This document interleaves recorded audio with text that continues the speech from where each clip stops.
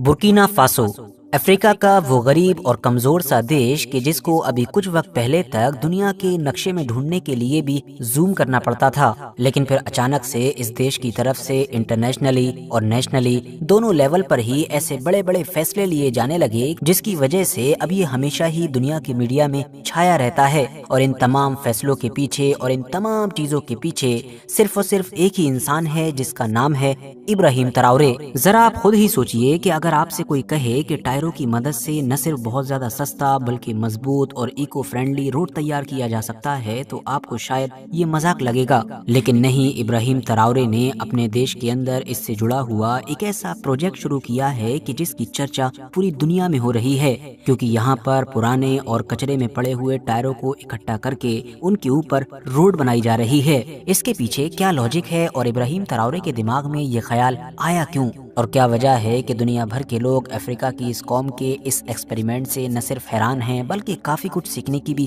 कोशिश कर रहे हैं, और कैसे इब्राहिम ट्राओरे का ये बड़ा ही अजीबो गरीब और हैरान कर देने वाला मंसूबा बुर्किना फासो की किस्मत बदल रहा है। साथियों, सबसे पहले तो हमारे लिए ये जान लेना जरूरी है कि अफ्रीका के बाकी ज्यादातर गरीब और कमजोर देशों की तरह बुर्किना फासो का भी जो इंफ्रास्ट्रक्चर है वो काफी पुराना और बुरे हाल में है। सड़कों का हाल तो हमेशा से ही ऐसा रहा है कि थोड़ी बारिश हो जाने पर बहुत सारी सड़कें बह जाया करती थी, इवन अभी भी बहुत सारी बह जाया करती हैं। छोटे बड़े गांव को शहरों से मिलाने वाली सड़कों की तो बात ही ना कीजिए, उनका हाल इतना बुरा कि बच्चों की स्कूल गाड़ियां हो या एम्बुलेंस हो घंटों घंटों इन कच्चे और कमजोर रोडों पर फंसी और अटकी रहती थी। बस इन्हीं तमाम बड़ी परेशानियों से छुटकारा हासिल करने के लिए एक बड़े और नए मंसूबे पर काम शुरू किया गया। लेकिन इब्राहिम ट्राओरे कि जिसका शुरू से ही फोकस इस बात पर रहा है कि हमको वेस्टर्न पावर से आज़ादी चाहिए, उनके इन्फ्लुएंस को अपने अफ्रीका के इलाके से ख़त्म करना है, किसी भी बड़ी ताकत से ऐसा कोई भी कर्जा नहीं लेना है कि जिसकी वजह से हम उनके जाल में फंसकर रह जाएं। तो उसके सामने इस मंसूबे को शुरू करते वक्त सबसे बड़ा चैलेंज ये भी था कि इस मंसूबे को सस्ते से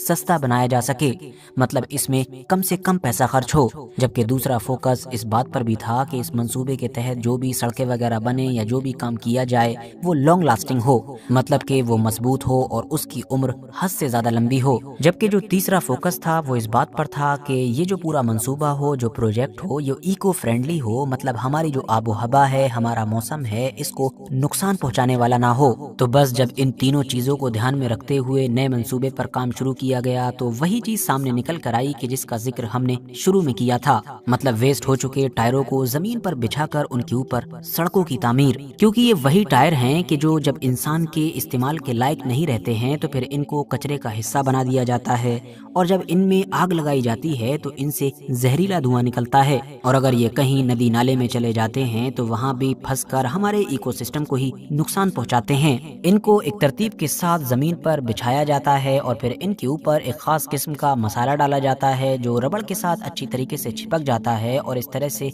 रोड तैयार होता है। अब ये तरीका हमारे इकोसिस्टम, हमारी आबो हवा के लिए तो अच्छा है ही, जैसा कि हमने जाना, मगर साथ ही सस्ता भी है। दावा किया जाता है कि जो बाकी ट्रेडिशनल सड़क बनाने के तरीके हैं उनके मुकाबले में ये अनोखा तरीका लगभग 40% सस्ता है। अब ये प्रोजेक्ट कि जिसको एक बड़े लेवल पर प्लान किया गया है, ये बुर्किना फासो जैसे एक गरीब और कमजोर देश में न सिर्फ हद से ज्यादा रोजगार लेकर आ रहा है बल्कि बुर्किना फासो के इम्पोर्ट पर भी कट लगा रहा है। और जाहिर सी बात है, यही तो इब्राहिम ट्राओरे का शुरू से ही सबसे बड़ा विजन रहा है, मतलब बाहरी ताकतों पर कम से कम डिपेंड होना। उसकी वजह यह है कि इस प्रोजेक्ट में टायर, रेता या इस तरह की जो भी बेसिक चीजें इस्तेमाल हो रही हैं वो सब इनके अपने ही देश बुर्किना फासो की ही हैं। इब्राहिम ट्राओरे के इस अजीबोगरीब प्रोजेक्ट को न सिर्फ आसपास के अफ्रीकन देशों की तरफ से बल्कि बाकी दुनिया के भी बहुत सारे एक्सपर्ट्स की तरफ से काफी सराहा गया है। खास तौर से आसपास के जो अफ्रीकी देश हैं वो इस प्रोजेक्ट को काफी गहराई के साथ समझने और परखने की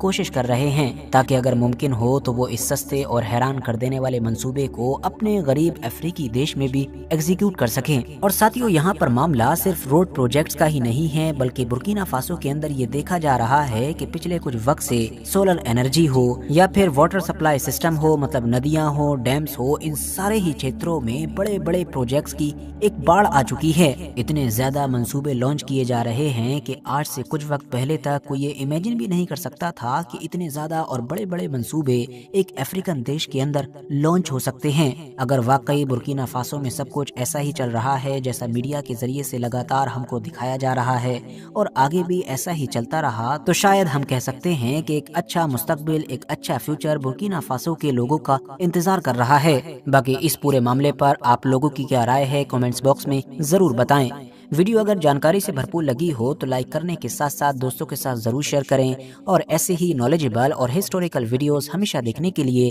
ہمارے اس چینل کو سبسکرائب کرنے کے ساتھ ساتھ بیل آئیکن کو ضرور پریس کریں۔